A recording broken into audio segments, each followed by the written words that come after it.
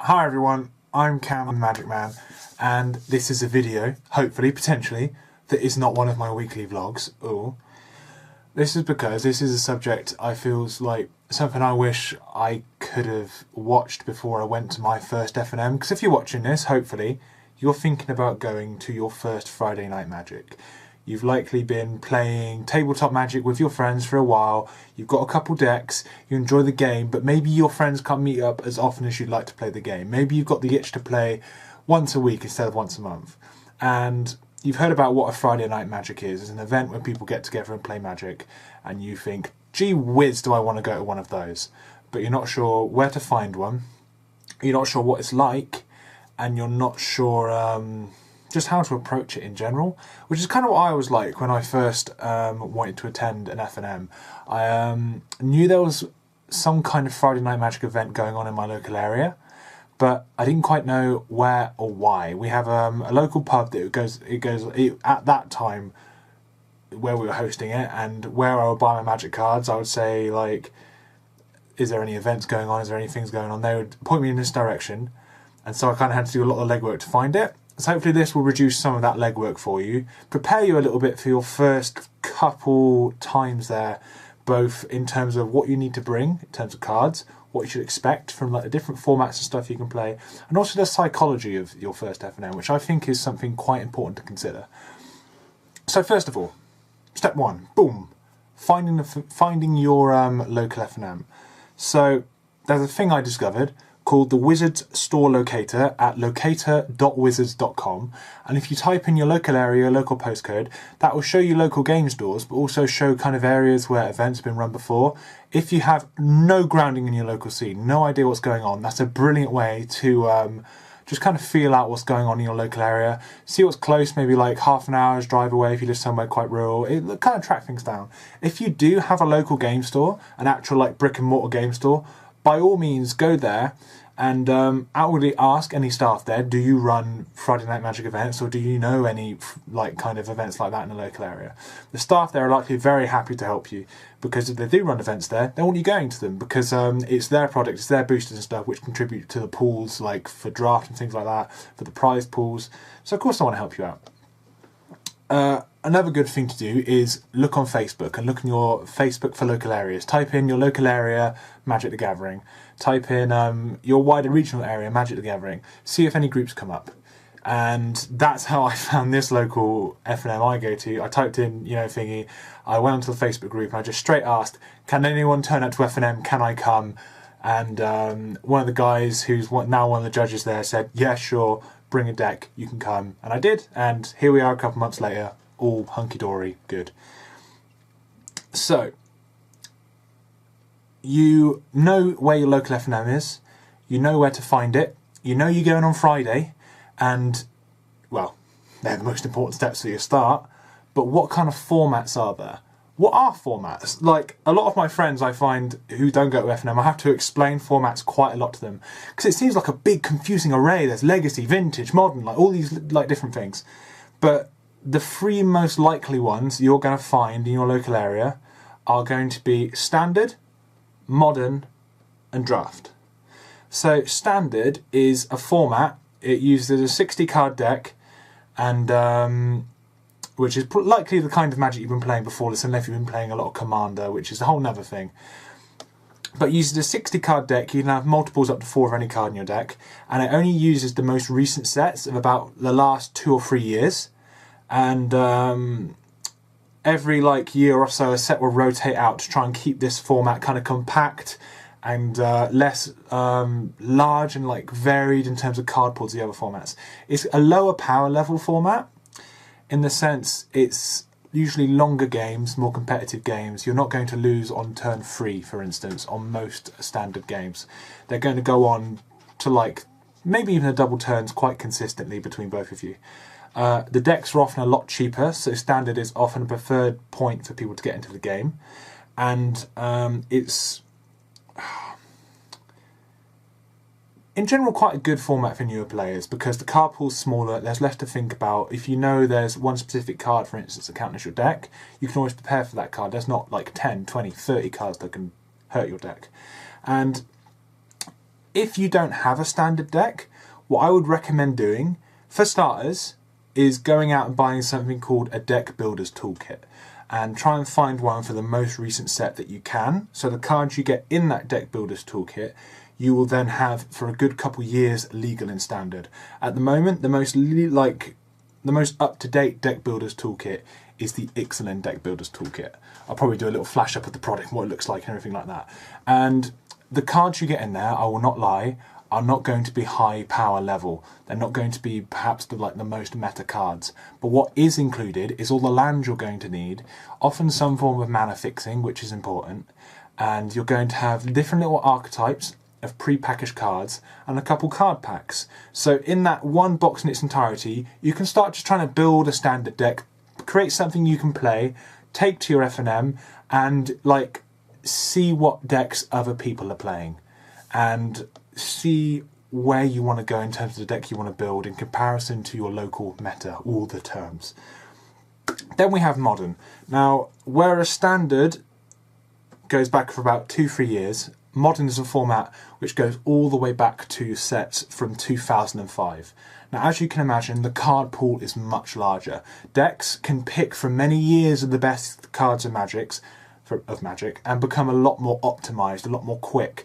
Cards can be rarer, harder to get, and often used in large amounts in each deck, and so therefore it can be quite an expensive format to buy into a deck.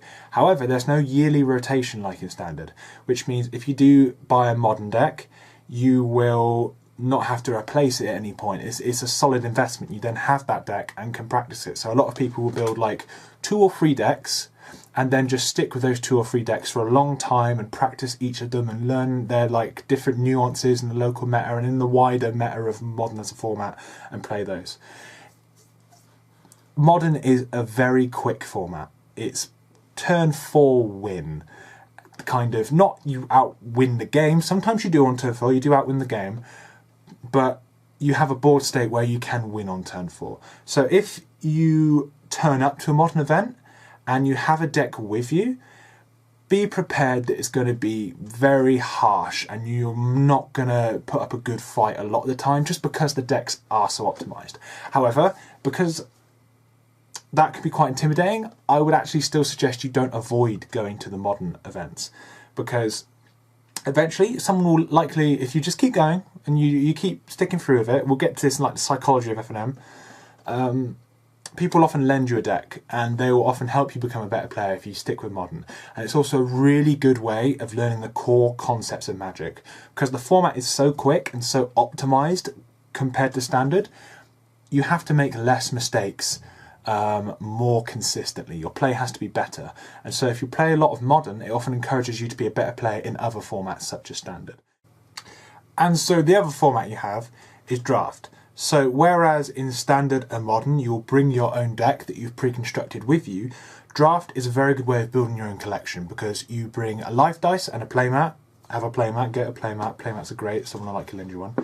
You just bring literally a way of tracking your life. You go to your Friday Night Magic and you get given 3 booster packs of cards, and you will open your first booster pack, have a look at the cards, choose a card, then pass the pack along to someone next to you, and this is usually done in a group of 8 people. So then you'll get the pack of cards, someone has just taken a card from beside you, then you'll take one from the pack you've just been given, then pass that along again, and you'll keep going until you have 45 cards in total, 1 pick from each like the little packs. Roughly 45, could be a little more, could be a little less, due to tokens and land and things. And with that, you will build a 40 card deck using about 17 lands, about 16, 17 creatures, 6 other spells, to make a smaller little deck. Then you'll play with that deck for the evening. And at the end of the evening, you get to keep all those cards you drafted. And so it's a good way to build a collection, because you can like pick out some cards you want, some cards you think are interesting, some cards you think are cool, go back to maybe your little collection you're starting to build, and insert them into some decks you've been playing in, perhaps Standard. And this is usually done with the most recent sets. And because it has to use freshly opened packs, it is a little more expensive. So, for example, just as a ballpark estimate, your local F&M might cost about £5, whereas a draft would cost £12. But it's worth it. because if you're a beginning player, the games, they're lower power level than even standard because it's not constructed. So a lot of the games are a bit slower, a bit more combat math, a bit more using your resources well, and that's good because it teaches you how to play the game. It's not just you get destroyed, you know, if you know what I mean. It also gives you good card evaluation skills, so you can look at a card and think, oh, this card is quite good, I like this card, or this card seems inherently bad, and it does teach you those things as well, which is good to know. So, you have found your FNM, you know what the event is, and you're going to go to the FNM. I've got to now look at this, he's got a whole other page on his little sheet, because this is where things are going to get a little more complicated, and that's the psychology of your first FNM. Now, not a lot of people talk about this. So, there's something called the Dunning-Kruger effect. I told you we're getting serious. So, you've been playing a lot of Magic with your friends at the tabletop, and you probably think you're a pretty good player. You probably think you're about average, if not a bit above average in terms of skill as a player. Now, the Dunning-Kruger effect, in very basic terms, is thinking you're better at something than you actually are. And that's because you may not have a frame of reference with which to compare yourself to you don't necessarily have skills, aptitude, ability or awareness in what you're doing to understand you're not as good at something as you think you are. I'm not trying to talk you down or be mean to you, because I thought I was a pretty good player the first time I went to FNM. I thought, I'm going to be hot shit. I beat my friend consistently at the kitchen table. I've got these cool little decks I've built from the packs I've opened, and if I go to this FNM, I am going to kick ass. And I won my first FNM, which is a dreadful thing. It's dreadful, because I went to a draft first, and I just drafted a hot shit vampires deck in excellent standard. I was just like, gonna grab all these vampires, no one seems to want them, and I kicked ass. I won every single game, wiped the board, and I'm like, shit. I'm hot stuff. I'm awesome. I'm better than every player here. I could go fucking pro, you know what I mean? Then I went to standard the next week and I got my ass handed to me. Well, in comparison, I came about 6th and I'm like, oh, okay, maybe standard's not my thing, you know? Like, maybe I'm just more of a draft player. Maybe that's where my skill lies. That's where I'm great. And from that high point of winning my first FNM, I spent about 2 or 3 months getting my ass kicked due to the Dunning-Kruger effect just being wiped away. And the more I learned about the game, the more I learned about the formats, the more I learned about the cards in each and the decks I was using, the more I realised how low a skill level I was. And you could take that one of 2 ways. You could think, damn, I'm going to this thing just to get my ass kicked. That's rubbish. But realising the skill level you're at is not as high as the skill level you think you are gives you a goal to hit. Because you think you're here, you're actually here, so why not try and work to get where you thought you were? And that's where I'm steadily getting now. Like I say, I've come second at a modern FNM, modern being the harder format, modern being the format I had the most difficulty in, came second at a modern FNM very recently, feels amazing. I came joint first at a pre-release in sealed pool, so maybe my sealed skills, my limited skills, draft skills are as good as I thought they were. At least I'm getting to the stage where I'm near the stage I thought I was in terms of my draft skill. So I've slowly and steadily overcome the Dunning-Kruger effect, because now I've realised how complex and how difficult the game actually is, and how much there is to know, and how much that may never know, and how much I still have to learn.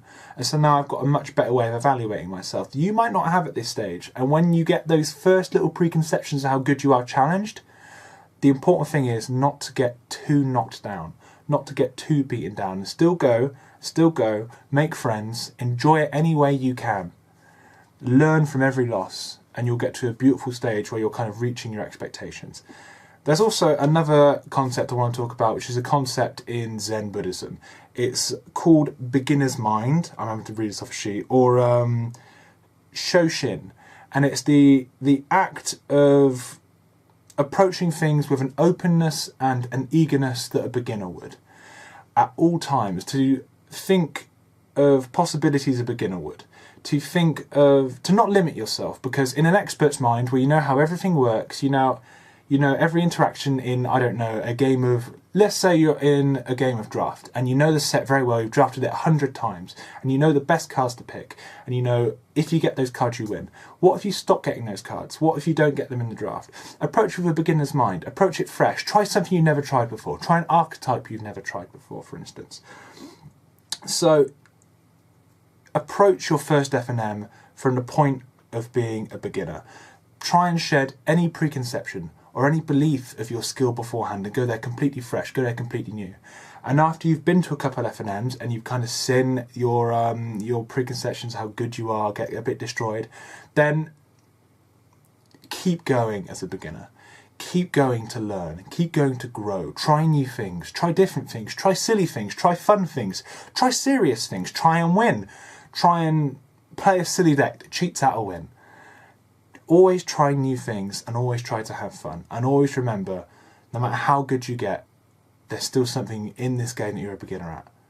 And so I hope after this very long and kind of rambly little video that you're very excited to go to your first F&M like I was. And I hope, win or lose, you have an amazing time. And I hope after that you look forward to Friday as much as I am. And I'll speak to you soon.